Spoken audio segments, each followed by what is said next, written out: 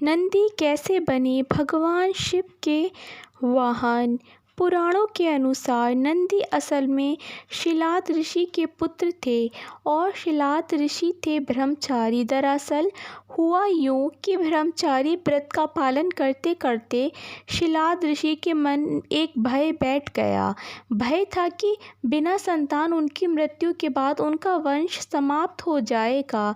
इसलिए उन्होंने अपने वंश को आगे बढ़ाने के लिए एक बच्चा गोद लेने का मन बनाया। मन तो ऋषि शिलाद ने बना लिया, लेकिन दुविधा यह थी कि ऋषि ऐसे बालक को गोद लेना चाहते थे जिस पर भगवान शिव की असीम कृपा हो। अब ऐसा बालक ढूंढने से भी मिलना मुश्किल था, तो ऋषि भगवान की घोर तपस्या में लीन हो गए। लंबे समय तक तप करने के बाद भी उन्हें इसका कोई भी फल प्राप्त नहीं हुआ। ऐसे में ऋषि शिलाद ने अपनी तपस्या को और भी कठोर कर दिया। काफ़ी समय के बाद, कठोर तप के बाद आखिर भगवान शिव प्रसन्न हुए और उन्होंने ऋषि शिलाद को दर्शन दिए। भगवान शिव ने शिलाद ऋषि से कहा, मांगो, क्या वर मांगना चाहते हो। ऋषि शिलाद ने अपनी कामना भगवान शिव से जाहिर की। भगवान शिव ने शिलाद को पुत्र का आशीर्वाद दिया और वहाँ से चले गए। अगले ही दिन जब ऋषि शिलाद पास के खेतों से गुजर रहे थे तो उन्हें वहाँ एक नवजात बच्चा मिला। बच्चे का मुख बेहद ही मनमोहक और लुभावना था।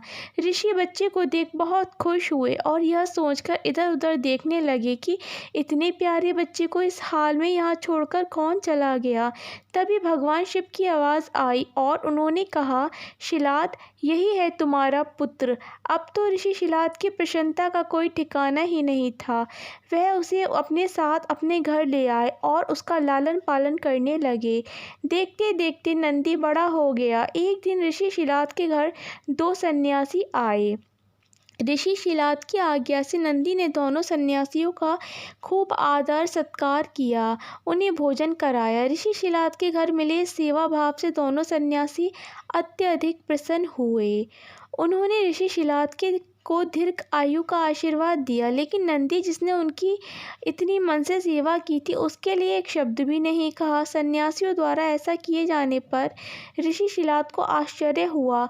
अपनी जिज्ञासा को शांत करने के लिए शिलाद ने सन्यासियों से ऐसा करने के पीछे की वजह पूछी। तब सन्यासियों ने बताया कि आपके इस पुत्र की आयु बहुत कम है, इसलिए हमने इसे कोई आशीर्वाद नहीं दिया। नंदी ने सन्यासियों की यह बात सुन ली।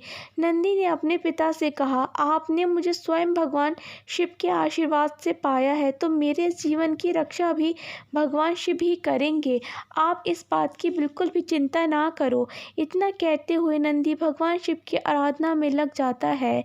अपने पिता की तरह ही नंदी ने भी भगवान शिव को प्रसन्न करने के लिए कठोर तप किया। फलस्वरूप भगवान शिव प्रसन्न हुए और नंदी को बैल का मुख देकर अपना सबसे प्रिय और वाहक बनाया। इस प्रकार नंदी भगवान शिव के सबसे प्रिय वाहन बने और समाज में उन्हें पूजनीय स्थान भी मिला।